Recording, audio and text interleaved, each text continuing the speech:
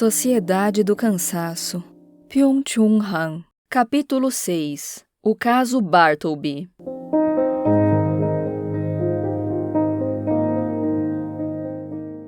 O conto de Melville Bartleby, que foi objeto de diversas interpretações metafísicas ou teológicas, admite também uma leitura patológica. Nota de rodapé. Assim escreve Deleuze. Abre aspas.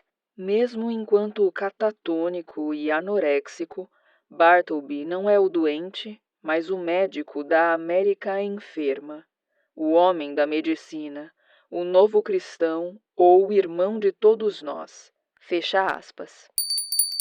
Essa, abre aspas, história provinda de Wall Street, fecha aspas, descreve um universo de trabalho desumano, cujos habitantes, todos eles, são degradados a animal laborans.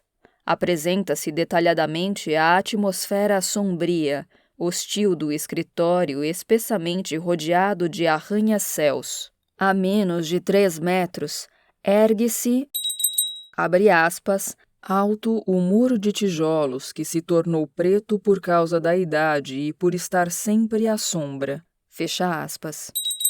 Ao ambiente de trabalho lhe parece uma caixa de água. Falta todo e qualquer traço de vida. Abre parênteses. Deficient in what landscape painters call life. Fecha parênteses. A melancolia e o mau humor de que se fala constantemente no relato forma a atmosfera fundamental da narrativa. Os auxiliares do advogado sofrem todos eles de distúrbios neuróticos. Turkey, por exemplo, é acometido por uma azáfama estranha, inflamada, confusa e sem rumo. Abre parênteses. A strange, inflamed, flurried, lighty recklessness of activity. Fecha parênteses. O auxiliar Nippers, exageradamente ambicioso, é atormentado por um distúrbio intestinal psicossomático. Durante o trabalho, ele range os dentes e está constantemente xingando. Com sua superatividade e excitação neurótica, eles formam um polo oposto a Bartleby, que se cala e fica como que petrificado. Bartleby desenvolve sintomas característicos da neurastenia. Vista dessa forma, a sua fórmula, abre aspas, I would prefer not to, fecha aspas, não expressa nem a potência negativa do não para, nem o instinto inibitório que seria essencial para o caráter espiritual. Geistigkeit. Representa, ao contrário, a falta de iniciativa e a apatia pela qual Bartleby acaba inclusive sucumbindo. A sociedade descrita por Melville é ainda uma sociedade disciplinar. Assim, todo o relato está perpassado de muros e paredes, elementos de uma arquitetura da sociedade disciplinar. Bartleby é propriamente uma história de Wall Street. Muro, wall, é uma das palavras mais empregadas. Muitas vezes fala-se de dead wall. The next day, I noticed that Bartleby did nothing but stand at his window in his dead wall reverie. O próprio Bartleby trabalha atrás de uma parede divisória e olha totalmente distraído para uma dead brick wall.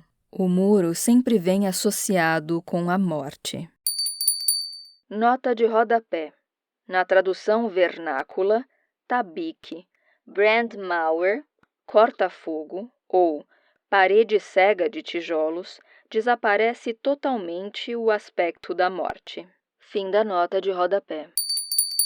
Não por último, o tema recorrente da prisão com fortes muralhas, que Melville chama de túmulos, se aplica também para a sociedade disciplinar. Ali, toda a vida foi apagada. Também Bartleby instala-se nos tombs e morre em total isolamento e solidão. Ele representa ainda um sujeito de obediência. Ele ainda não desenvolve sintomas daquela depressão que é uma marca característica da sociedade do desempenho pós-moderna. Os sentimentos de insuficiência e de inferioridade ou de angústia frente ao fracasso ainda não fazem parte da economia dos sentimentos de Bartleby. Ele não conhece autoacusações e autoagressões constantes. Ele não se vê confrontado com aquele imperativo de ter de ser ele mesmo que marca a sociedade de desempenho pós-moderna. Bartleby não fracassa no projeto de ser eu. O copiar monótono, a única atividade que ele tem de executar, não lhe deixa espaço livre para, onde fosse necessária ou possível, uma iniciativa própria. O que faz Bartleby adoecer é aquele excesso de positividade ou de possibilidade. Ele não suporta o peso do imperativo pós-moderno, de começar a abandonar o próprio eu. Copiar é precisamente a atividade que não admite qualquer iniciativa. Bartleby, que ainda vive na sociedade das convenções e instituições, não conhece aquele exagero de trabalho do eu, que leva a um cansaço do eu depressivo. A interpretação ontoteológica de Bartleby feita por Agamben, que abstrai de todo e qualquer aspecto patológico, já fracassa nos dados da narrativa. Ela tampouco leva em consideração a mudança da estrutura psíquica da atualidade. Problematicamente, Agamben eleva Bartleby a uma figura metafísica de pura potência. Abre aspas. Esta é a constelação filosófica a que pertence Bartleby, o escrivão. Enquanto escriturário que deixou de escrever, ele representa a forma extrema do nada, donde surge toda a criação, e ao mesmo tempo a exigência inexorável desse não, em sua potência pura e absoluta. O escrivão se tornou a escrivaninha. A partir daí, ele nada mais é que sua própria folha em branco. Fecha aspas.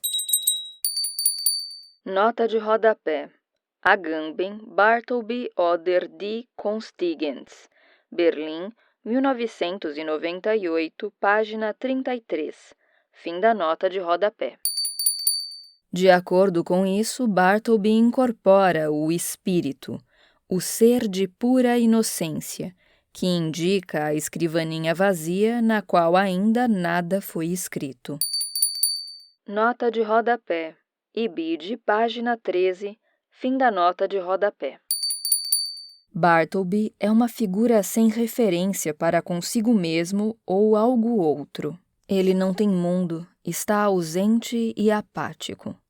Se ele fosse uma folha em branco, seria porque está esvaziado de toda referência de mundo e de sentido.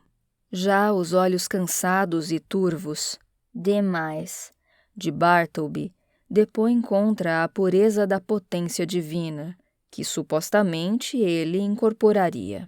Pouco convincente é também a afirmação de Agamben de que, com sua recusa teimosa de escrever, Bartleby continua na potência perseverante, no poder escrever, que, na sua recusa radical, ao querer, anuncia uma potência absoluta. A negação de Bartleby, segundo isso, seria anunciante, querigmática. Ele incorpora o puro, abre aspas, ser sem qualquer predicado, fecha aspas.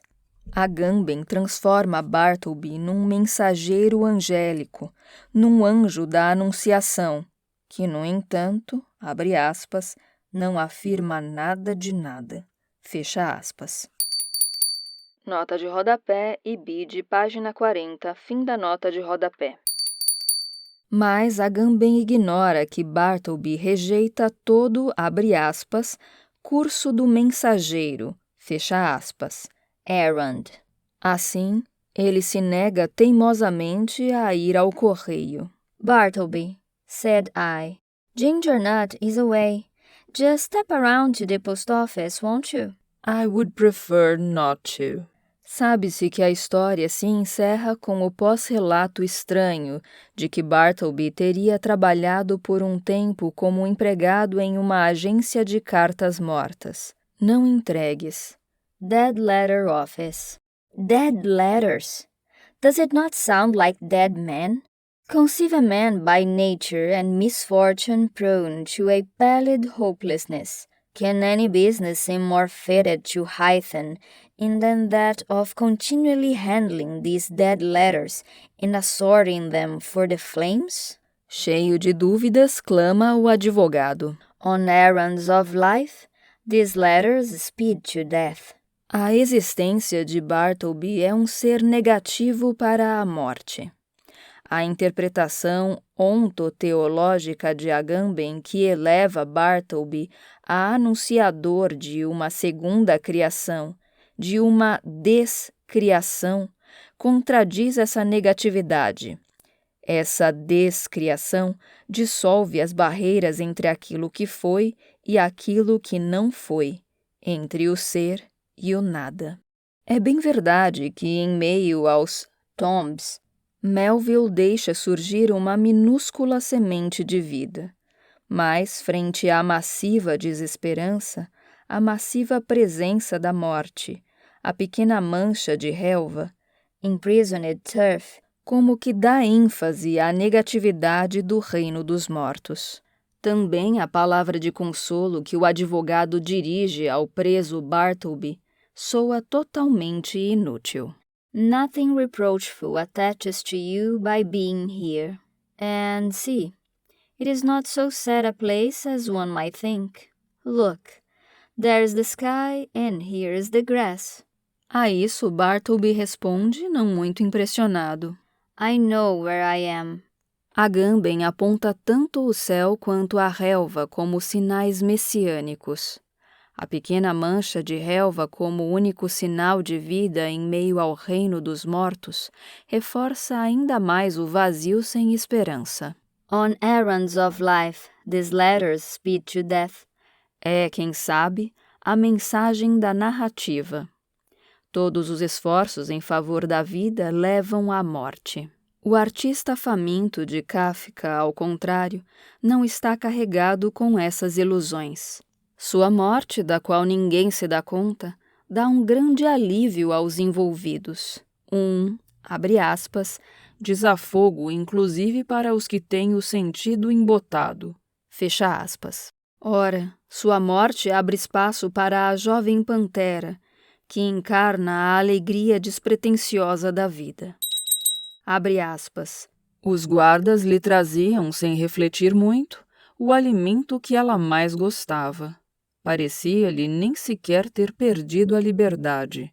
Esse corpo nobre, dotado de tudo que é necessário até quase para dilacerar, parecia trazer consigo ainda a liberdade. Quando mastigava, em parte alguma parecia-lhe que essa desaparecia, e a alegria de viver vinha com tamanho ardor de sua garganta que não era fácil para os observadores suportá-la. Mas eles se superavam, se acotovelavam ao redor da jaula e de modo algum queriam sair dali. Fecha aspas. Mas, ao artista da fome, ao contrário, é só a negatividade da negação que lhe dá o sentimento de liberdade, que é tão ilusória como aquela liberdade que conserva a pantera ao mastigar. Também a Bartleby se associa o Sr. Cotelet, que aparenta ser um pedaço de carne. Ele elogia exageradamente o local, tentando convencer a Bartleby a comer. Hope you find it pleasant here, sir. Spacious grounds, cool apartments, sir. Hope you stay with us some time. Try to make it agreeable. May Miss Cutlass and I have the pleasure of your company to dinner, sir. In Miss Cutlass's private room? As palavras que o advogado dirige ao assombrado Sr. Cotelet após a morte de Bartleby têm um tom quase irônico. Hey, he's asleep, ain't he? With kings and counselors, murmured I. A narrativa não se volta na direção de uma esperança messiânica.